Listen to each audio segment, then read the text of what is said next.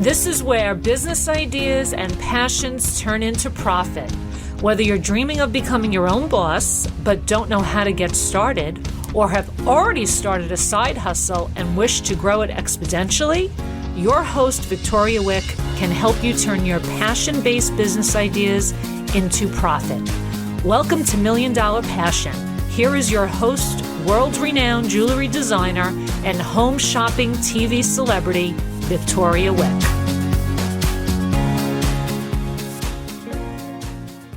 Welcome to another episode of the Million Dollar Passion podcast. Now, we have an amazing topic of discussion today, one that I'm very passionate about. And also to discuss this topic with me is even a super amazing guest. His name is Ken Honda. You're going to learn a lot about him, his work, and his passion. But as you know, every week I try to help you navigate some of the challenges that we have in our society now, as entrepreneurs, as moms, as dads, as human beings.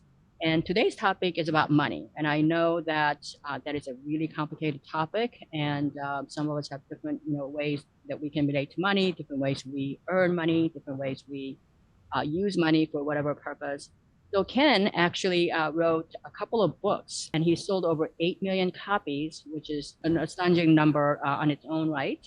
So without giving you everything about his background, I want to welcome Ken Honda and also have him discuss a little bit about how he became this expert and how he can help us. So welcome to the show, Ken.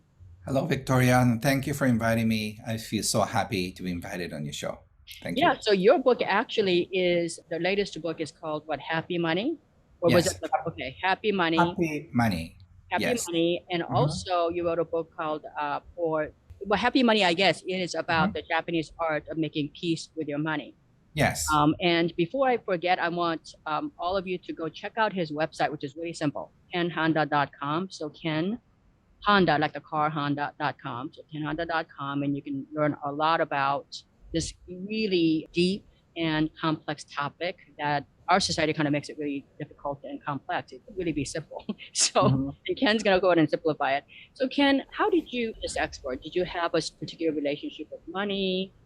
Did you struggle with money, or did you have too much of it at one time? Or how did you come up with understanding that there was a problem with how we process our relationship? So in Japan, I have published more than 200 books. So I wrote a few books on my life. But to make it short, I was born into a happy family. My father was a successful tax accountant, and my mother was a stay-at-home mom. And I learned so much about money before going into grade school because my father believed in money education, which is very unique in Japan. Nobody talks about money, probably in North America as well. So I got all the money ideas and knowledge and skill by the time I was 20. So I started my business when I was 20. I never worked for anybody else in my entire life. And I became financially independent in my 20s, and I retired for 4 years. And during the 4 years of semi-retirement for my baby girl, I had this inspiration to write. I never wrote anything in my life. I was a low major student, and I did accounting consulting in my early 20s. That's how I made my business and money. So I thought I was crazy thinking about writing a book, which I did, just a few pages of booklet, essay. And then my friends loved it, and I just printed the copies and stapled them every day. And then by word of mouth, the words got out. People wanted more. So I self-published my booklet for about 3,000 copies, which disappeared in a week. And I printed another 5,000, another 5,000. And by the time I gave away my booklet for about 100,000 copies, a publisher called me. And then I started writing books on happiness and money. That's what got started my career about 20 years ago, 2 decades ago. And since then, I have published about 200 books and sold about 8 million copies here. And first English one is Happy Money. And now it's out in 40 different countries. So, in that short bio that you get, short life story, there were just so many great nuggets that we can now analyze here.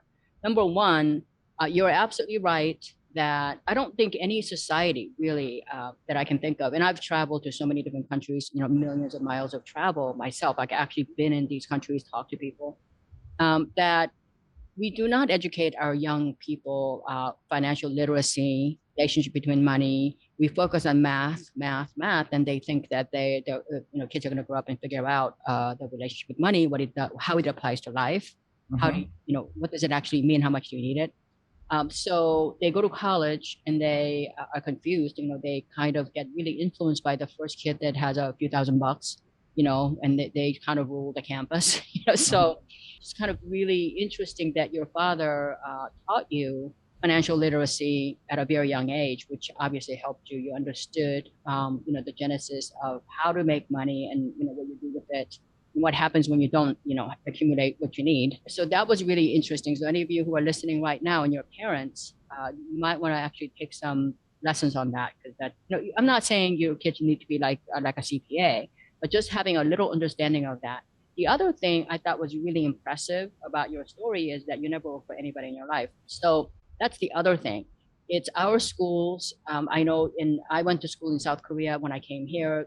Not a whole lot changed about instilling in our children the spirit of I can do it, or I believe in myself. It's really all about, get a degree, become a lawyer or a doctor or a CPA or whatever for your financial security. They really don't take into account your emotional freedom, because I was an artist. I was a painter. I wanted to paint. I wanted to be like Van Gogh. And every time career day or somebody asked me, what do you want to do when you grow up? And I would say, I want to be like Van Gogh. Kids would laugh at me. Teachers would feel sorry for me. My parents were angry at me because they thought people don't make any money. Artists don't make any money until they die. So it's a losing cause. Like, why am I, supporting that kind of a losing cause as a parent, as a teacher, as a society? So, I did make money when I worked for someone, but I was kind of really suffocating inside. I was actually, the money I was making caused me the emotional pain I had, because I felt like I couldn't express myself. In order to make more and more money, I had to keep my mouth, I had started losing my voice. So that's really toxic. So, this idea that you're making peace with money, you're writing about money somehow, causing you happiness. I wouldn't say that money itself causes you happiness, but when you collect it, understand it, and you do it in the right way, then you can actually make peace with your money. Is that the premise of your book then? Yes, I teach about money IQ and money EQ. And this book, Happy Money, is about money EQ, which not many people teach in this financial world. So money IQ versus money EQ. Yeah, and so financial intelligence, I shared the same stage with Robert Kiyosaki. So those people are teaching money IQ, which is financial literacy. Right. And the one I teach is emotional EQ, which is emotional health with money. Okay. Unfortunately, we have some of us are very high money IQ, but we don't have money EQ. Right. That makes us so feel miserable. And you've seen movie stars and all those great hedge fund managers, with a high money IQ end up being broke because they make decisions based on their emotions. And so right now, I think money EQ has to be learned as much as money IQ. Well, how hard do you think it's to learn for people who have never heard of it and who have been conditioned all their lives? Maybe they're 50, 60 years old and they've conditioned all their lives. All you need is, learn how to do money IQ and make that money no matter what it takes. Like, how hard is it to actually uncondition yourself from and do you need to necessarily walk away from money IQ to get to emotional health with your money? Yeah. So money is a symbol of many things. For some people, money is a symbol of security. Right. For some people, money means power. Money means love. And so you have to really look at deep in yourself. And then if you realize that you have some emotional issues around money, are you willing to face it? Are you willing to heal it if necessary? So that is rather my question about how long it's going to take or how hard it is. Do you want to take a look at myself, real time, it's the same thing with dieting, like are you willing to look at your body size and can you confront where you are? True. I guess my question wasn't necessarily how long does it take in terms of time, but Mm-hmm. how long would it take? In other words, a lot of times when you are sort of in the problem, it's hard Mm-hmm. to kind of admit that you have a problem. It's Mm-hmm. hard to understand, before you can even learn to confront your own problems, you'd have to actually admit that you have a problem. Because a lot of people True. who have high money IQ who are making a ton of money don't think that they have a money EQ problem. Mm-hmm. They're miserable. They're So, going through a fifth divorce, and they're making everybody around them miserable. mm-hmm. Oftentimes, they don't even talk to their own kids or their parents, and yet they don't think that it's their fault. They don't think that they have an emotional problem. So, I guess what I'm saying is, there are phases of this journey of understanding money EQ and actually working on that. Yes, so I can use analogies. For a lot of people, money can be icy. It's cold. It's solid. It's ice. Yeah. And then when it melts, it becomes water. But unless you control it right, it becomes drought or it Right. becomes flood. Either way, if you're making too much money, it could wash out all the entire family. And if there is drought, which is like no income, which also gives your family a hard time. Right. And so when you're free of money emotionally, Yeah. money becomes air.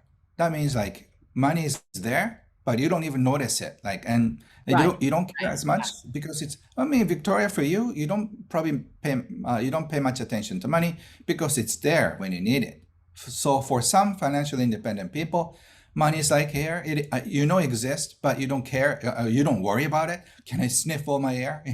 I have to breathe in now. For tomorrow, I have to save it. Or Yeah. you don't complain to your friends and neighbors. You're sniffing my air, right?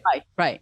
I actually never really worried about money, not because I have plenty of it, but I always thought that I was never going to have any. And as long as I wasn't going to have a whole lot of it, I might as well enjoy my life.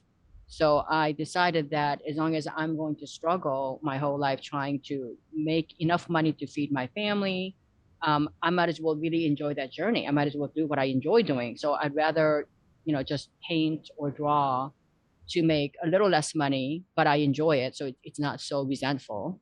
Mm-hmm. And make me trying to go to some corporate America where I'm taking orders all day and I'm still making, not a whole lot more money, but I was miserable. So I then, pretty much pursued my happiness, at least in the one facet of my life. Mm. Then what happened was, because I was happy being surrounded my when I you probably don't know this backstory, but when we first came to America, my parents got all their assets frozen.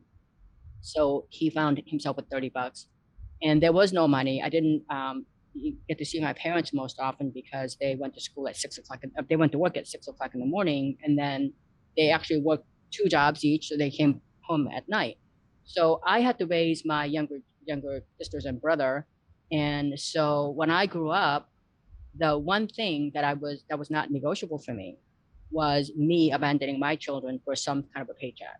Mm. So I decided that being at home, being a present mom, hiring nannies and all that, even though I could afford it, was not an option. So for me, that happiness was, being present at home. So I kind of actually built my company around their school schedule. So I, got up at 6 o'clock and I called at 6 o'clock in the morning, LA time is midday Europe. So I called all the department stores in Europe between 6 and 8. Mm. Then when my kids went to school, I dropped them off, and then I worked during the day, like the East Coast on. But then when I picked them up at 2 o'clock, I didn't work. So I would, by then, you had to kind of figure out, okay, well, I'm never going to be rich since I'm working essentially part time, Mm-hmm. and but this was enough to sustain me. And then eventually, like your books, you basically became a successful author by growing your community organically. Mm-hmm. So a lot of people, everywhere I showed up, because my message was authentic, I was very vulnerable, but I showed it. I wasn't ashamed of it.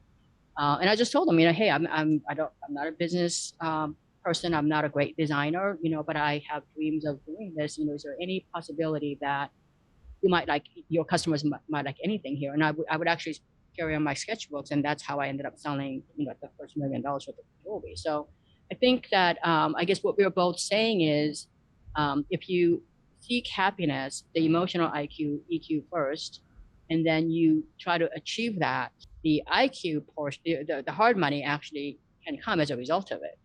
Mm-hmm. So let's move on to the next topic here about, you say, making peace with your money. Mm-hmm. Is there necessarily a tension between having money and having peace? And in what ways, why are so many people that have so much money feel like they have to chase more of it?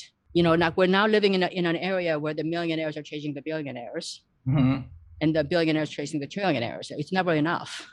Is there some kind of a human DNA that does that to us? Is it physical, or do you think it's all emotional EQ? Have you played with a cat? Like when you try to, Yeah.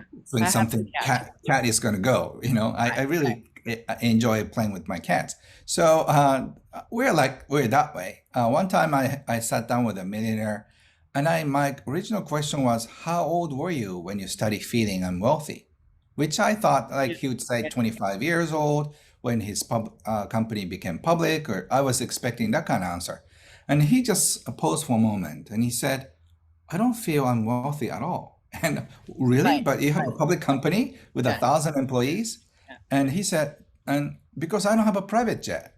And Right. wow. And I've- then I've- later on, I had met somebody with a private jet. And I asked him the same question. And he said, I'm not wealthy yet, because he said, my friend has a bigger private jet, which seems like a jumbo, jet. Right. So I think there's not enough. So unless you call it when, You have a money number and you reach never it. ends. Okay, I got it. Another question I have then is, so you're saying that, it would be nice to actually have a number in mind. Mm-hmm. That actually happened to me.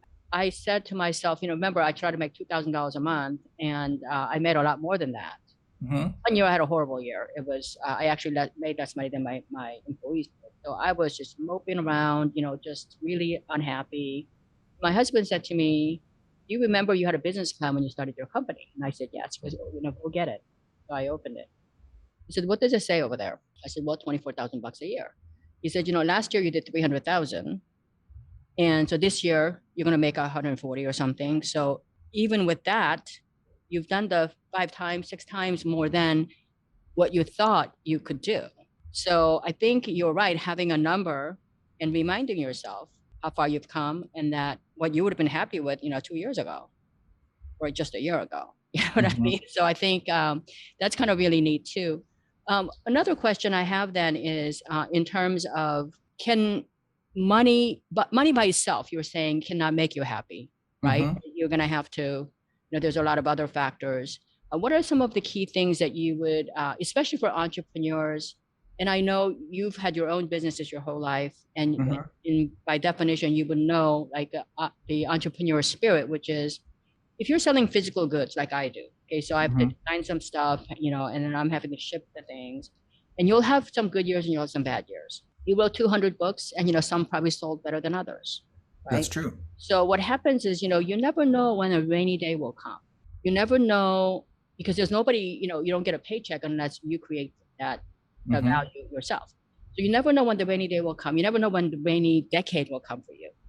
So I never really learned to spend money. I never really, I don't have other people that could bail me out. And I was always also somebody who really didn't live my life to try to impress other people. So basically, I save my money for a rainy day. And but a lot of people don't do that, and they kind of hang on to it because they're, they want to show their success. They want to have that, because as you said, for some people it's a status symbol, for other people it's power. How do we find consistent ways to ground ourselves, that when we do make money, and when we have the blessings and the gratitude of having excess, a little bit more than what you thought you would, do you think it would be, a good idea to actually pay it back, pay it forward to other people? Or do you think that helps in terms of you being happy? Yes. Once again, you have to find your own balance. Right. Some people say 10% is good enough for tithing, and some people say 20%. My mentor, John Gray, who is the author of Men Are From Mars, Women Are From Venus, he Yeah. tips people like 30%, sometimes 50%. And I was shocked. But when I went to a restaurant with him, I remember, the chief waiter he came running to Right. get John Because he knows Gray. what's coming. Yeah. Yeah, so he makes everybody happy by giving away more than necessary, and he seemed very happy about giving a very big tips for everybody. So you can be generous with your money. You don't have to wait until you become a billionaire. So this generosity around money is tied in with your happiness. So Right. the more generous you are, the happier you feel. But you cannot go bankrupt by giving away too. So Right. once again, you have to find the right balance that feels very comfortable for you. If you feel comfortable about giving away a lot, go ahead. And if you don't feel comfortable, just wait and save enough amount that you feel safe, and then start sharing something. But I advise anybody to share something. So when you feel anxiety around money, donate $1 or a quarter in a box at the cash register. And that's a good reminder that you have more than enough. And unless you do that, you can feel that there's abundance in the world. And then you feel tight and then squeezed along the way. So you have to choose which world you live in, abundant world or a scarcity world, a scarcity, which is a scary city. Right. That's true too. I am reminded often, or I was reminded often by my mother-in-law, by my grandmother, that this one phrase, and that is, there was this man who used to complain all the time about how he didn't have any shoes and he had to walk in the snow until he met a man without any feet.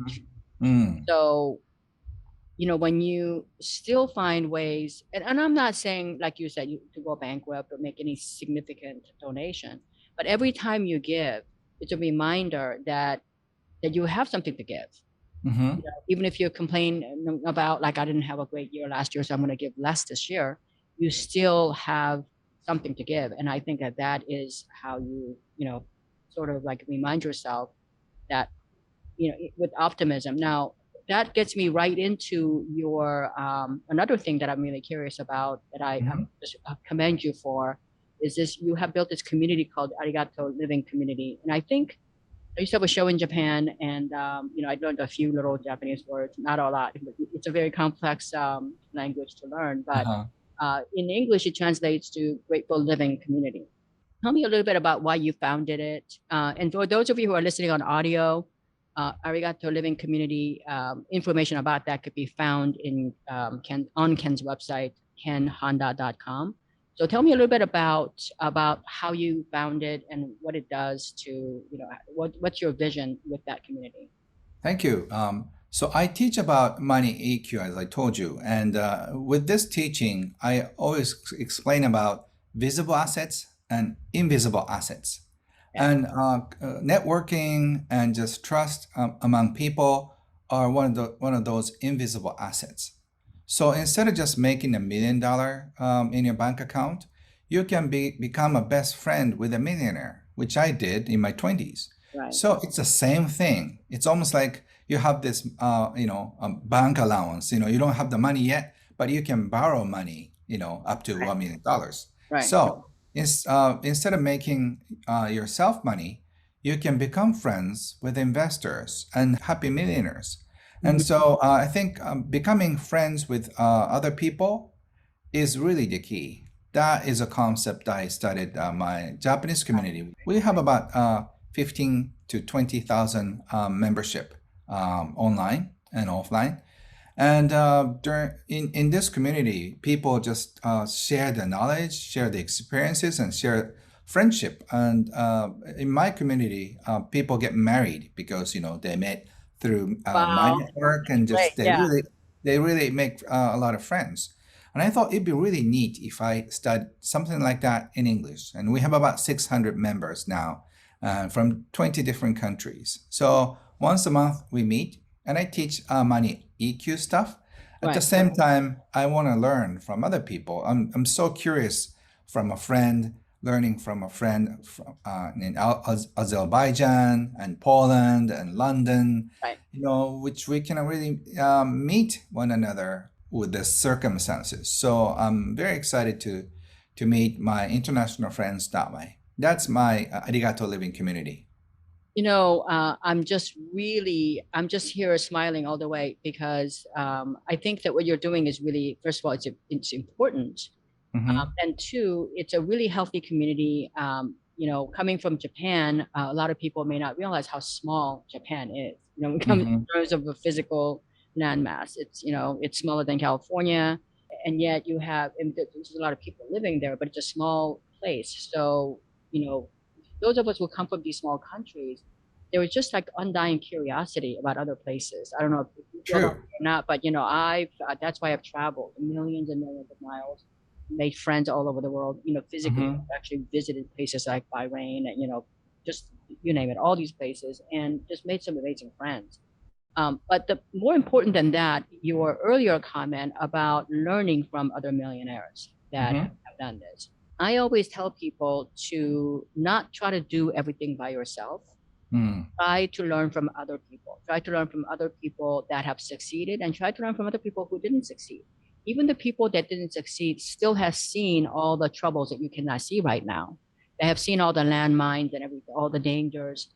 Some of them didn't make it, but they're alive enough to tell you about it, so you Mm-hmm. can avoid them. But then there are people who just created this amazing business life, just amazing things for themselves, and that they're willing to share it with other people who don't have it yet. So creating a community like that where people can meet, online, and hopefully you'll be able to do that in person as well, and have some great, conventions and stuff. But I think that's community is really, I think it helps bridge the gap between the financial IQ, money IQ, and I love that you're doing that. And I hope that, I'm going to do my part in populating that message of the Arigato living community, because we need it here in the States, Yes. especially from just from the definition point of view. It's actually thankful, just to be living and breathing air, and just connecting with amazing people that's willing to share their knowledge, their resources. Any other thing that I didn't cover? I know that we've covered a lot of the bio. So you've written Happy Money, that's in English, Mm-hmm. and it's by Simon and Schuster. Like I said, I would highly recommend that you pick up a copy. It might be life-changing for you, because Mm-hmm. it really would be life-changing. I will just make a confession. I do have enough money, more than enough. I outperformed my dreams in terms of financial resources, by several hundred thousand times. I was looking to make just $2,000 a month. But I've had a kind of a journey with money. I felt, because I grew up so poor, when I first came here, I went through a phase where I felt so guilty for having, money, more than them. I felt guilty that money came easier for me than other people. And I felt, there was just a lot of that guilt associated with money. And I had to work through that. Like you said, I had to kind of work through that and just kind of stop beating myself. But, many of you might be struggling in different ways. So Ken's book, Happy Money, the relation making peace with your money, I think could be life-changing for most of you. And even if it's not like a life-changing thing, you will still learn a few things about it that's going to give you happiness. So I highly recommend that. Ken, any word of wisdom that you want to share before we close this episode? Thank you. So lastly, I want to recommend one small practice that I enjoy. I learned it from my mentor, Wahei Takeda, who's called Warren Buffett of Japan. He was one time a major shareholder of more than 100 public companies in Japan. He said the secret of money is arigato in, arigato out, which means when money comes in, you say thank you. When money goes out of your life, when you spend money, also say thank you to the money. By doing this, you can start this cycle of appreciation. So next time when you receive a check or from your company where you're working for, or from clients, just say thank you to the money, thank you to the people who pay you the check. Right. And next time when you spend money, just say thank you to the money and thank the person that you're paying to. And just enjoy that. It doesn't cost you anything, and it makes you feel so good. Yeah, I completely agree with that. Just, think about like Christmas time, how many of you are running around looking for, the perfect gift, because there is so much joy in giving and receiving. So, that's a very, kind of a deeply thought out thing that most of us don't think about. So thank you for sharing that wisdom with us. And again, I highly recommend reading Ken's books, listening to his teachings, and join, any community that he has, because you can tell just with this episode, how authentic and genuine and happy he is, Ken is. And we all love to have every day blessed with such happiness. So thank you so much for joining us today for this episode. And until next time, stay healthy and be happy. And remember, I always sign off by saying happiness is a choice, and I hope you make great choices. Thank you for coming. Thank you. Okay. Thank you, Victoria, and everybody. You've been listening to Million Dollar Passion, where we turn dreams into reality and passion into profit. According to ancient Chinese proverb, a journey of 1,000 miles begins with a single step. Congratulations on taking that first step today. For more information on how Victoria can help you turn your business idea into $1 million and to download Victoria's free ebook on passion-based business ideas, visit milliondollarpassion.com. Don't forget to subscribe, rate, and review the show on your favorite podcast player.